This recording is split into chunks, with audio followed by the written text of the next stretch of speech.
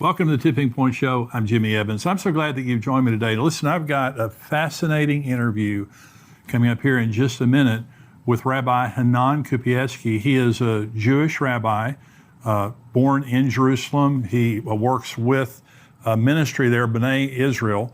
He also works with the Temple Institute, and he is the one responsible now for getting the red heifers to Israel. And he has a fascinating perspective on what is happening right now with the red heifers.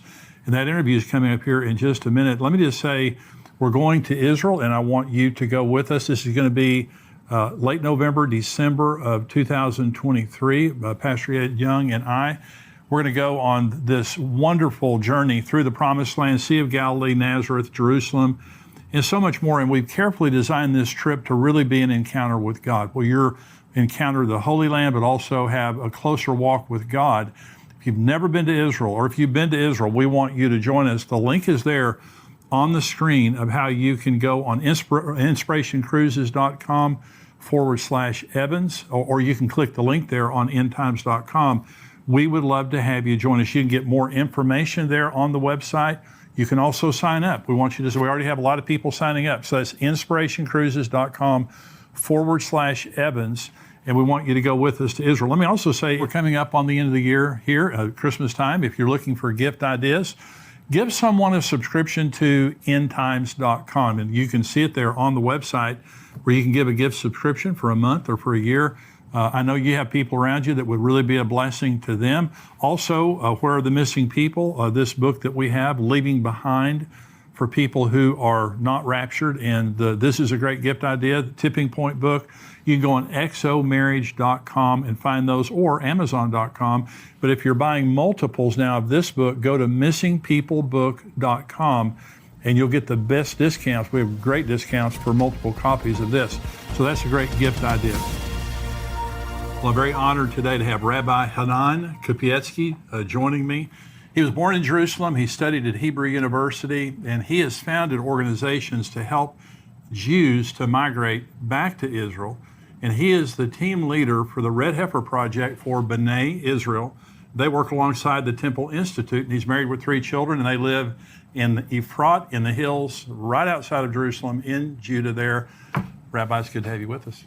Good to be here. Thank you very much. So you are a rabbi in Jerusalem working with the Temple Institute. Now this is a big deal. You know, we come from the perspective of Bible prophecy where we're looking for a rebuilt temple. We're looking for, and it's very exciting to see what's happened in the last 20 years, especially the last 10 years on the Temple Mount. But you guys cannot build a temple without a red heifer, is that right? Yes, almost precisely. Unless if all the Jews got together and said, we want to build today the temple, so then we could also put aside those commandments of basically purification. But even if 1 or 2 Jews do not want to put those aside, we will definitely need the red heifer. The red heifer allows us to purify the whole nation. Now this hasn't been done for over 2,000 years. Right. So one of the things is that we are all of us impure in a certain level. Right. And over the past 2,000 years, we had the body of water of mikveh that you could immerse yourself inside. But the red heifer ashes we haven't had for 2,000 years. In the Mishnah, which is written almost 2,000 years ago, it talks about that there's been 9 red heifers to date, starting with Moses. Moses conducted the first red heifer ceremony, and the ash actually lasted almost for 1,000 years. Wow. And then it goes all the way till the end of the Second Temple. The Maimonides, he's a rabbi scholar, very, very well known in the Jewish theology. He was 900 years ago, and he actually writes that the 10th red heifer is going to come in the times of Messiah, and the Messiah himself will actually conduct the ceremony. Wow. And you believe that soon? Yeah, I believe firstly, I believe that we're already in the redemption times. That's what we call Geula. From, I would say, the establishment of 1948, already we started something changed around in the world. And every day we see how the fruits of the land are giving out like endless amounts of fruits. And we know that also the prophecies talk about that. That's one of the ways that we'll be able to see that we're now living in times of Messiah is that we're going to be able to come back to a land that's desolated and a land that actually blossoms like a rose. Exactly. Well, I'm going there in 2 weeks. I'll be there in 2 weeks. Yeah, and I've been there. So you come over for Shabbat meal. Okay. Okay. I'd love to. But it's just gorgeous, and it gets more beautiful every time I go. Let me tell you my story real quick. So I was 19 years old, and I went into a bookstore, and I didn't know what a Jew was. I grew up in West Texas. I didn't know what a Jew was. I'd never heard of Israel. And I went into a bookstore and I looked at a poster on the wall and it said Israel and had a menorah. And I fell in love. I mean, I just absolutely, like I looked at the most beautiful woman in the world and fell in love. And I asked the bookstore owner, I said, well, what's that thing on the wall over there? He said, that's Israel. And I said, what's that? He said, well, it's in the Middle East. I said, so? He said, well, that's where the Jews live. And I said, oh, great. So I have loved Israel since I was 19 years old, didn't even know why. But as Christians, and you're a Jew, you're waiting for Messiah to return. And we talked about this earlier. You're waiting for Messiah to come, and we're waiting for Messiah to return. But we both love God, we both love the Old Testament, and we're both waiting for the rebuilding of the temple. And we love the Jews and the people of Israel. Now, when the red heifer, you're a part of the project that Stinson, that Byron Stinson is a part of. And they have now 5 red heifers that are perfect, that are in Israel, that flew, I think, over there in September, what it was, that are in Israel.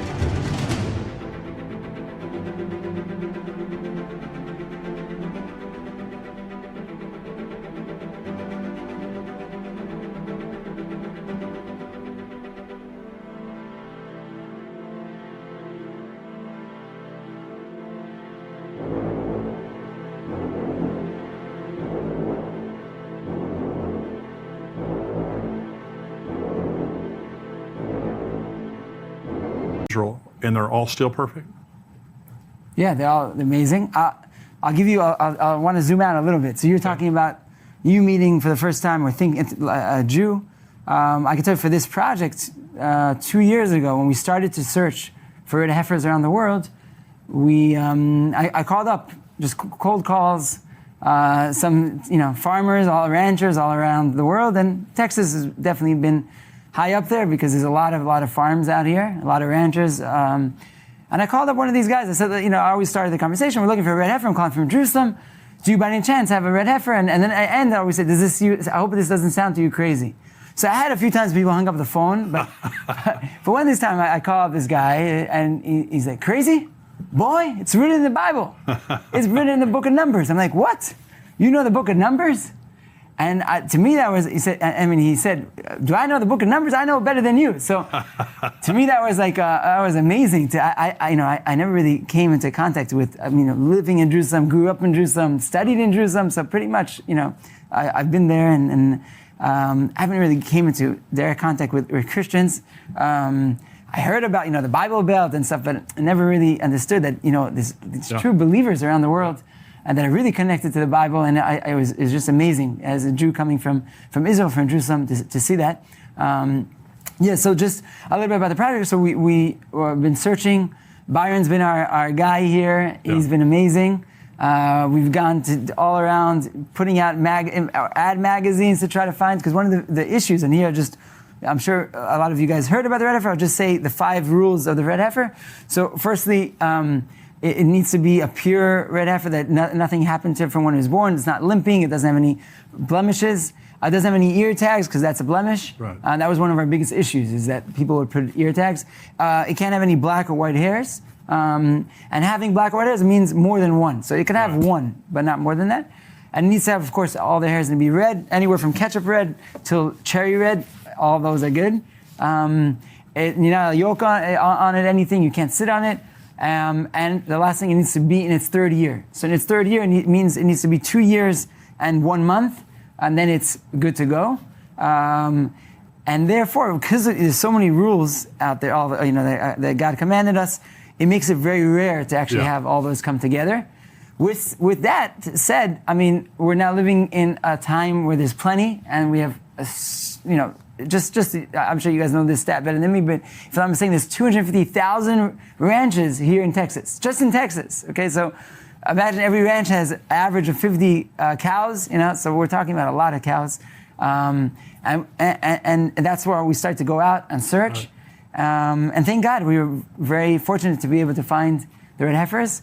And there's a few stories on the way, but I'll just say that bringing them to Israel was just as hard as actually finding them. There's an embargo to bring livestock to Israel. It hasn't happened, mainly from different disease between the countries they're very worried about.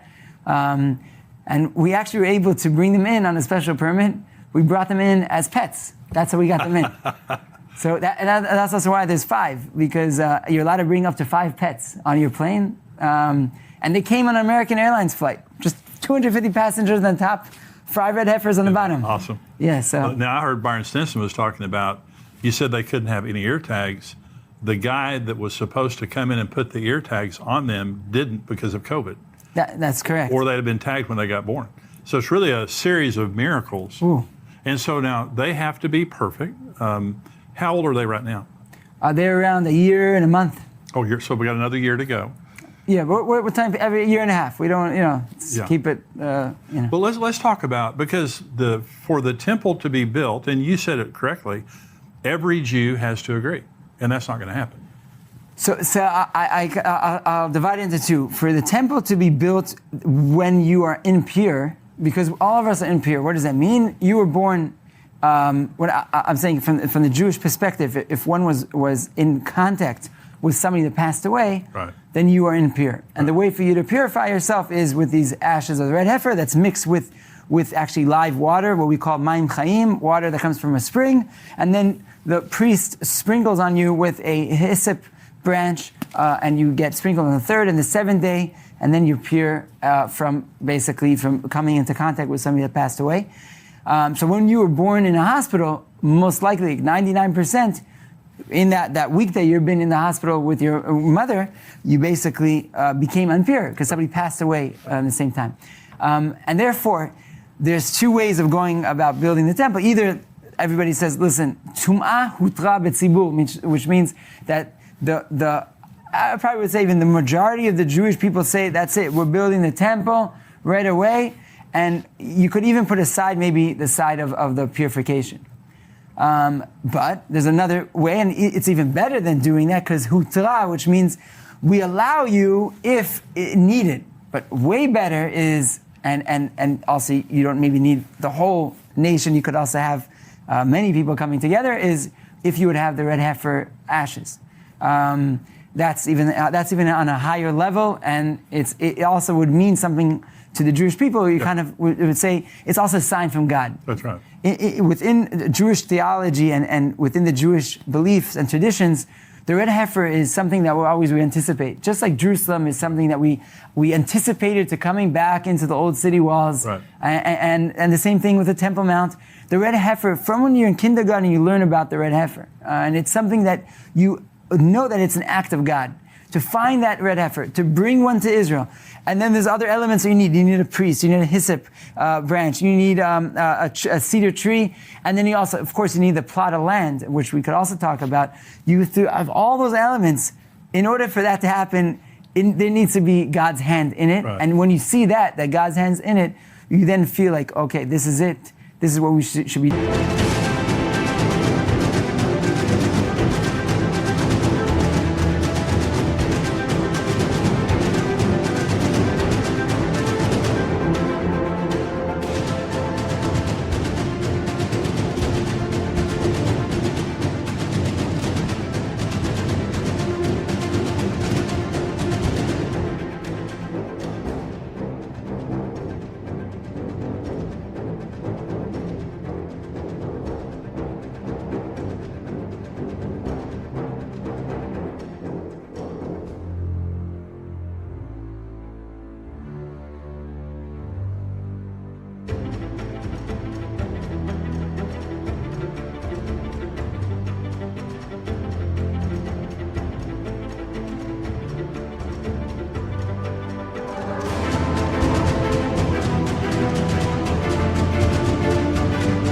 doing.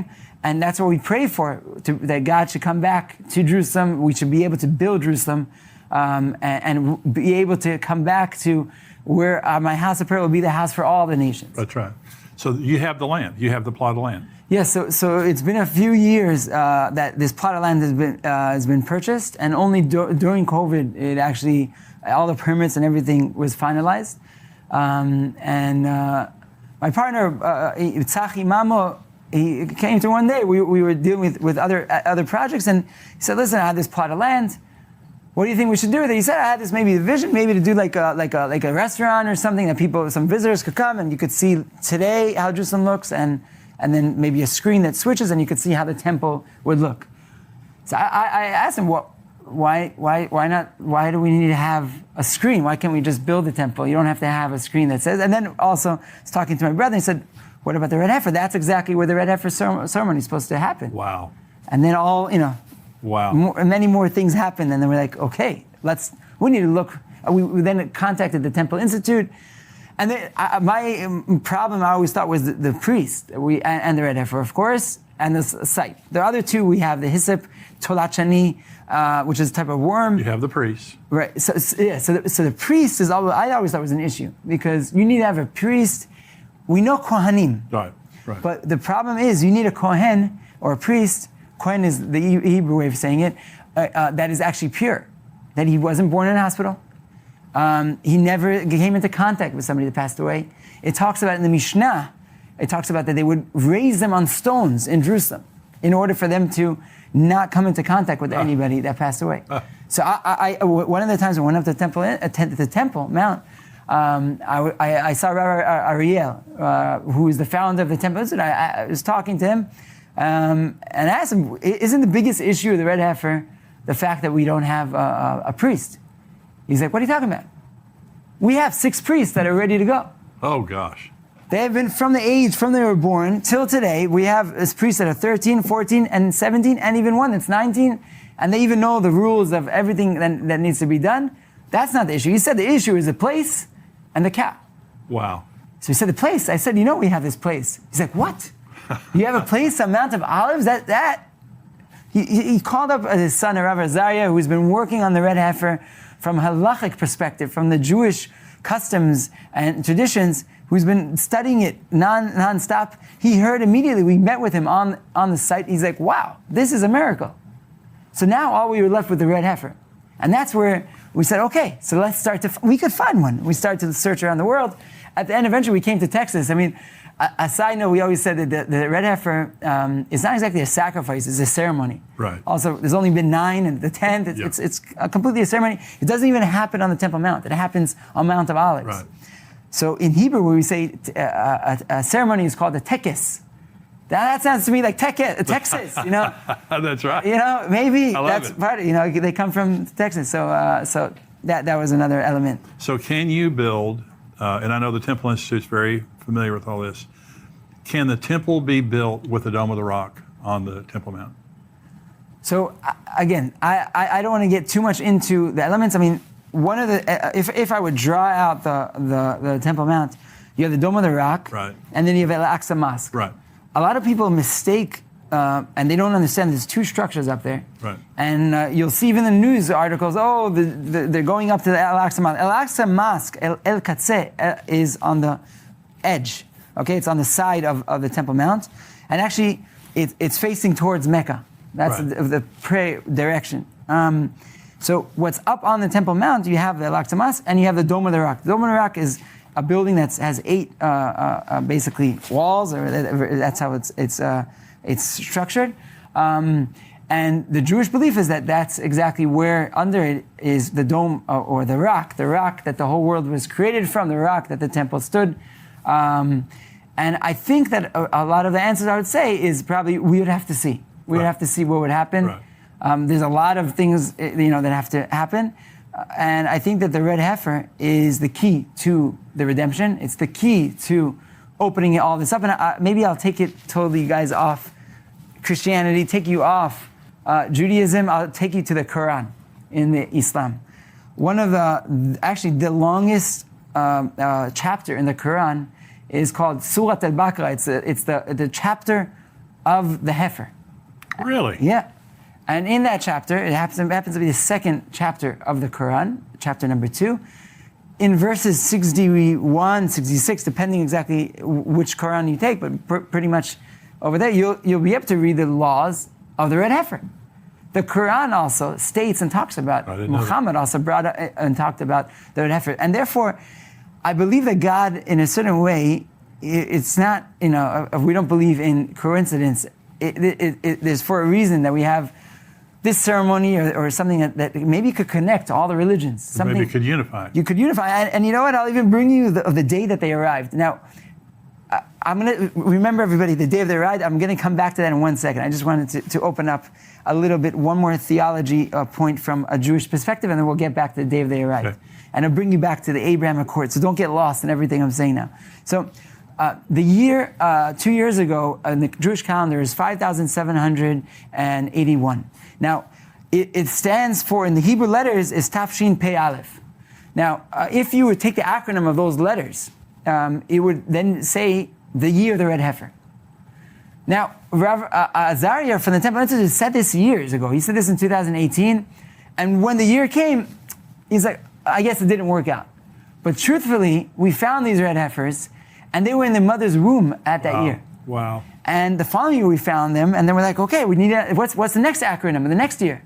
And it's Tafshin Pei Bet, Teheshnat Parah B'Yisrael, the year of the red heifers in Israel. So that whole year we were working nonstop.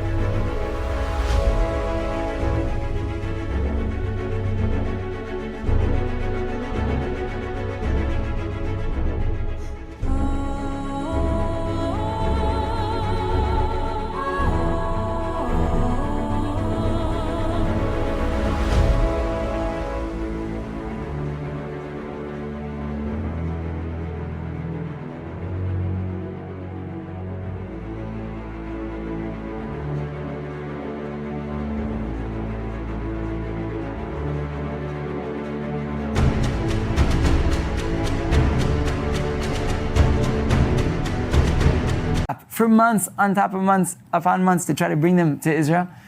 And there was endless. I could give you a scenario where we tried to bring them right before Passover, and they're supposed to come on a flight through Belgium, but it got canceled. Why? Because Israel had a great demand for salmon, and instead they brought a plane from Oslo instead of our plane with the red heifers. So they canceled our plane, and once they canceled it, then Israel already didn't want us to bring them through Belgium. We tried bringing them through London, and we bringing them driving them to Chicago, and we tried Al Delta, United, you name it. We tried so many different things. At the end, we're like, we didn't give up. We're like, come on, this is super hard. It's so much red tape, and the more red tape that we cut, there was more that came. Eventually, they arrived. When did they arrive? They arrived 12 days before the end of that year. So they did. They came to Israel, the year of the red heifers in Israel. And what was that day? That day was 12 days before the end of the Jewish calendar, but it happened to be a day called the 15th of September. Now, what happened prior to that 2 years, to that 15th of September, was the Abraham Accords. That's when it was signed. Wow. Now, was that not another sign saying, okay, maybe this is the Abrahamic ceremony that should bring all the nations back together? That would be wonderful. You know, like we agree on so much. Even coming here, we were talking a little bit before the show. We agree on so much. That's right. Why have we been for centuries so dedicated on those 5% that we disagree instead of thinking about the 95% that we agree? That's right. And instead we could work together hand in hand and see prophecies fulfilling in front of our own eyes. That's exactly right. And that's our prayer. So what do you see happening, Rabbi, that you would say Messiah is coming, besides the red heifer? Anything else that you guys are watching? I mean, the fact that I live in Jerusalem, that I'm raising a family in Jerusalem, the fact that we have a Jewish state, the fact that we talk Hebrew, the fact that the language of the prophets, the fact that I could go on probably for another hour and a half, continue going on and why this is the time. I think that when you're in Israel, as you said yourself, when you come to Israel, it all just makes sense. It says that Avira de'eris Yisrael machkim, the air of Israel makes you in a certain way wiser. Yeah. And it's not just to a Jew. Anybody that comes to Israel, it kind of opens up your perspective. You start to see things in a different way. Yeah. And you just feel it. It's kind of maybe like Disney, feeling magic in there. So you actually feel magic. There's something magical There is. that's happening. And I don't even think you have to you could just open your eyes, and I could go on. So what I'm trying to say here is again and again, we could see the prophecies. I started off in the show saying about the fruits of the land, because I think that's something that's so feasible and so something that you could see and you could feel when you're walking in Machane Yehuda market and you have delicious fruits. Oh, yeah. And you're like, wow, this is it. I was there about 4 years ago, but before then it was just gorgeous. I mean, it's just beautiful. It's so productive. The city of Jerusalem is getting more beautiful, I believe. And I can't wait to go back in a couple of weeks and I'll see you over there. But anything else? Now, Bonai Israel is the ministry that you're a part of. Is that right? Yeah.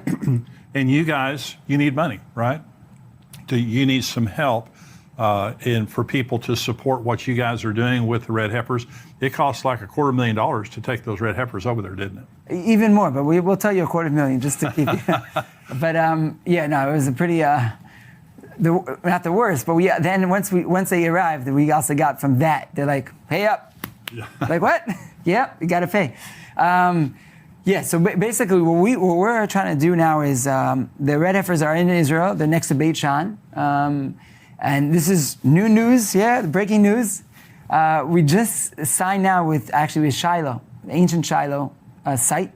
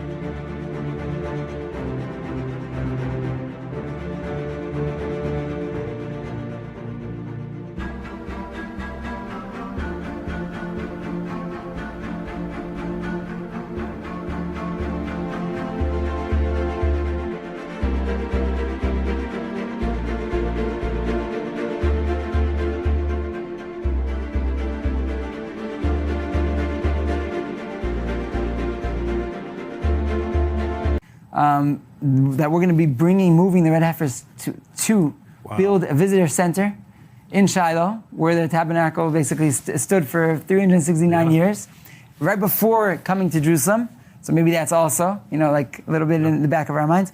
So we're going to be building a research center, a visitor center, where we'll be able to grow the red heifers there, but also for future generations. We want to have the red heifer, like a red heifer center. Everybody could learn about purification, could learn about the history, and they could connect to everything. So we're now fundraising for that. We're fundraising $3 million to try to build that center.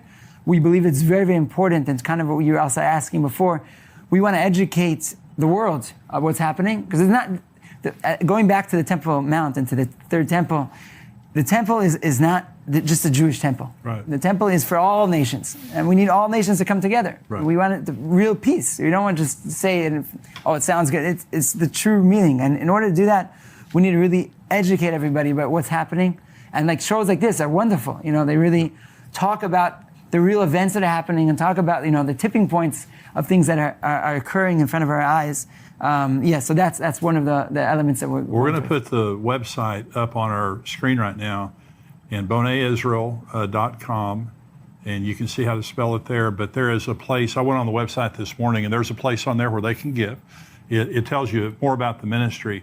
But Rabbi, thank you for joining me today. Thank you. Very great conversation. We pray blessings, God blessings on your ministry and all that you guys are doing, and we'll hope one of the five is the one. Amen. And very soon we'll have a red heifer, and you guys can get started on your temple. God bless you. Thank you. You bet. Our temple. Our temple, that's right. God bless you guys. We're going to go now to the subscriber-only portion of the program and have a lot more program coming up. If you're not a subscriber to endtimes.com, go to endtimes.com right now, $7 a month, $77 a year. We would love to have you be a subscriber, and also, again, consider giving a gift subscription to someone for Christmas, either for a month or for a year, and bless them that way. If you are a subscriber to endtimes.com, you cannot see the entire podcast on YouTube. You have to go to endtimes.com or respond to the email that we sent you. So stay tuned for the subscriber-only portion.